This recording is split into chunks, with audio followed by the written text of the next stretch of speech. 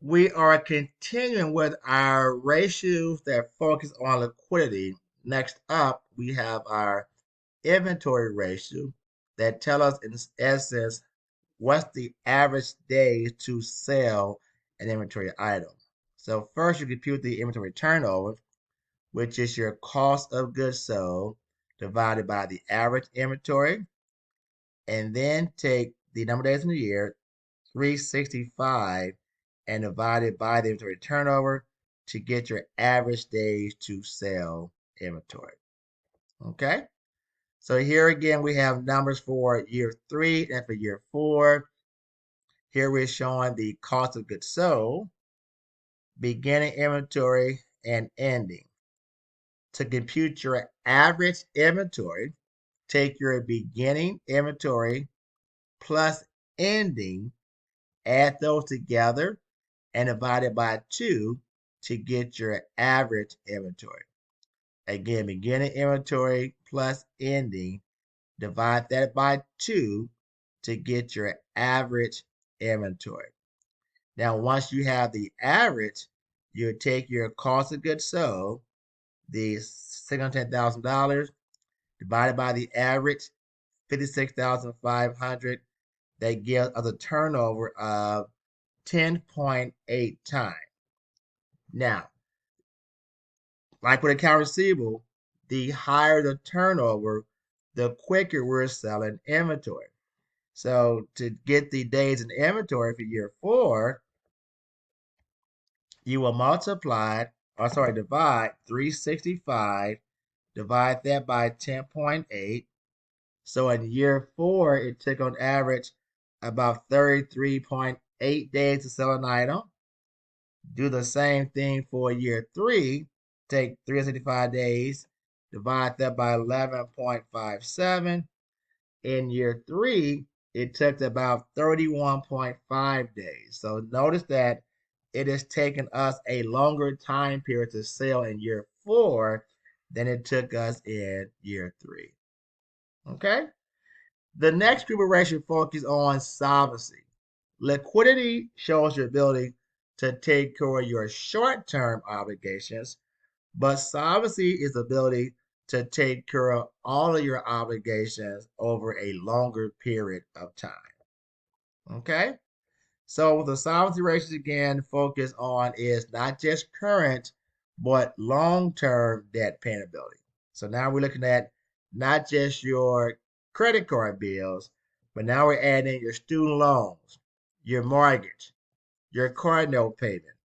And we're saying, do you have the ability to take care of your long-term obligations as those obligations are going to be due? So creditors are concerned about your ability to satisfy your outstanding obligations. Stockholders are concerned about your solvency. Again, the ability to take care of your long-term obligation. Because if a company is unable to pay its debt, the owners could lose their investment. So what does that mean? Well, it means if you are a stockholder and you purchase stock in a company, if that company becomes insolvent, you might lose the investment that you made in that company because the actual stock price may become worthless. Okay?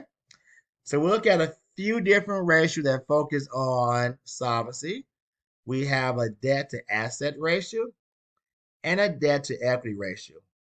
With the debt to asset ratio is total liabilities divided by total assets. The debt to equity ratio is total liabilities divided by total stockholders' equity. So the first ratio shows our reliance upon debt in order to acquire assets. Again, our reliance upon debt in order to acquire assets for the actual business. The debt to equity ratio is showing the percentage of total liabilities compared to total stockholders' equity.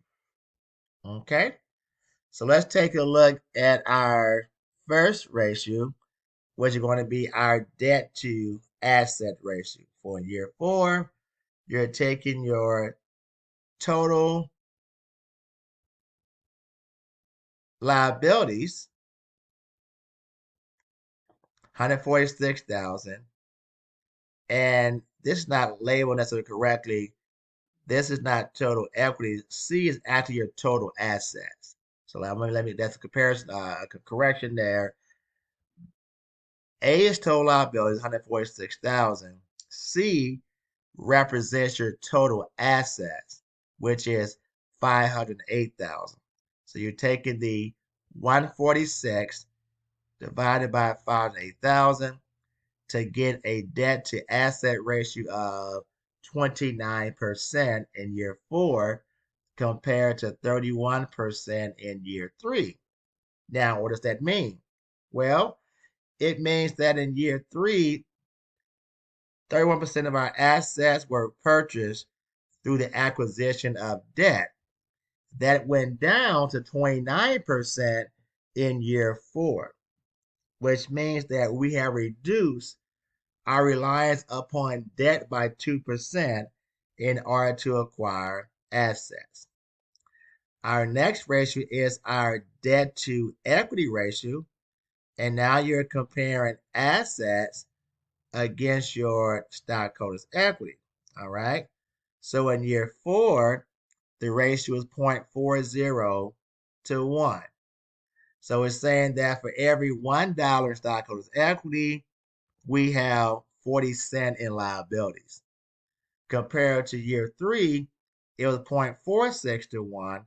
For every $1 in equity, we had 0.46 in liabilities. So now what it means is that we have become more solvent.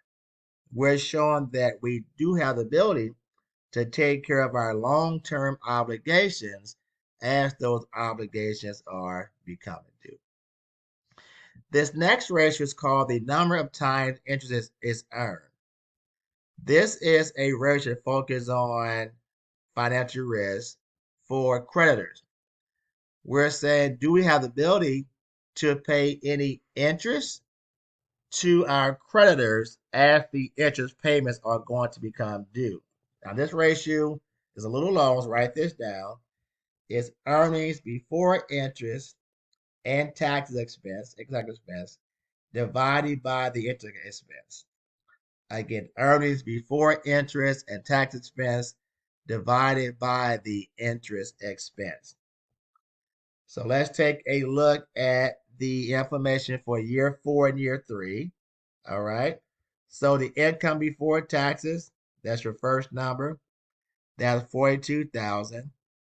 You're going to add to that your tax expense. So income before taxes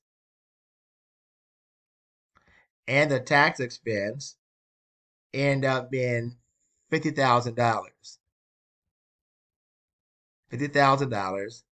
And we're going to divide that by the interest expense, and that becomes 6.25 times. Again, that now becomes 6.25 times in year 4 compared to it was 6 times in year 3. All right. And what the interest expense represents is the actual interest that we had to pay on the bonds. Remember, bonds are money that we borrow. And what we're trying to show is the amount of income we have available to pay the interest expense owed to our creditors. So the higher this number, the better. So it was 6 times in year 3. It increased to 6.25 times in year 4. So it is showing that we do have enough in income to pay the amount owed to our creditors for the interest expense. Okay? The next ratio focus on your planned assets to long-term liabilities. Okay? So often we use planned assets as collateral. So it'd be some type of real estate, whether it's a building, it's a land. Think about your house. Your mortgage or your home is collateral against your mortgage. So this ratio, we just took at the net planned assets which means the cost of the planned assets minus any cumulative depreciation, and divide that by the long-term liabilities. Okay? So here we're showing our net planned assets, and we're showing our long-term liabilities, such as bonds payable. That ratio is 3.4 to 1 in year 4, 3.1 to 1 in year 3. So basically, we have 3.1 the times in planned assets that we have in long-term liabilities. That increase in year 4 to 3.4 to 1. So we're showing that we do have enough in planned assets that might be used as collateral if necessary to take care of our long-term liabilities. Okay. The next iteration focus on the effectiveness of management. How effective is management? And we're going to focus on profitability. So our next iteration focuses on how profitable is a business organization. Okay. First up is your net margin. Net margin is net income divided by net sales. So now we're saying that net income represent what percentage of our, net income represent what percentage of our net sale. So it's good to have a bunch of sales, but we're saying after we've accounted for all of our operating expenses, our cost of goods sold, other expenses, what is our net income percent compared to your net sale? So here we're showing net income for years 4 and 3 and our net sales. So you're taking the net income amount and divided by net sales. So in essence, net sales in year 4 represent 2.78%. Net income represents 2.78% of our net sales in year 4. It was 2.75% in year 3. So once again, we do see a slight improvement where, go back, we do see a slight improvement where the net sales as a percent of net income did increase from year 3 to year 4, which show that we are more profitable in year 4 than we were in year 3. Okay? The next ratio is the asset turnover. The asset turnover, the use of assets to generate sales. So now you take your net sales divided by the average total assets. To get your average total assets, it's your beginning assets plus ending divided by 2 to get your average assets. So we'll now take our net sales divided by the average assets to get our asset turnover. And once again, the higher this number, the better.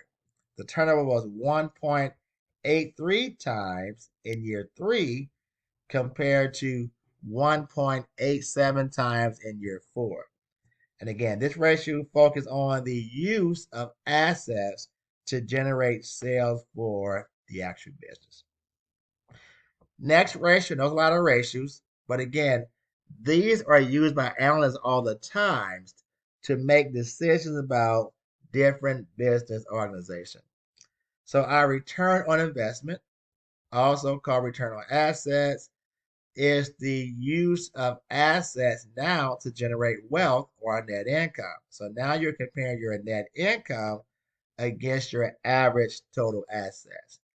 Again, you're comparing not sales, but net income against your average total assets. So that amount was 5.03% in year 3 compared to 5.19% in year 4. So yes, we're more profitable. We're now saying we see an increase in the use of our assets to earn a profit for the actual business. Okay? Next up is our return on equity ratio. So we've covered quite a bit. So we're going to come back and conclude our chapter, look at the return on equity ratio, and a few more. Okay? Stay tuned.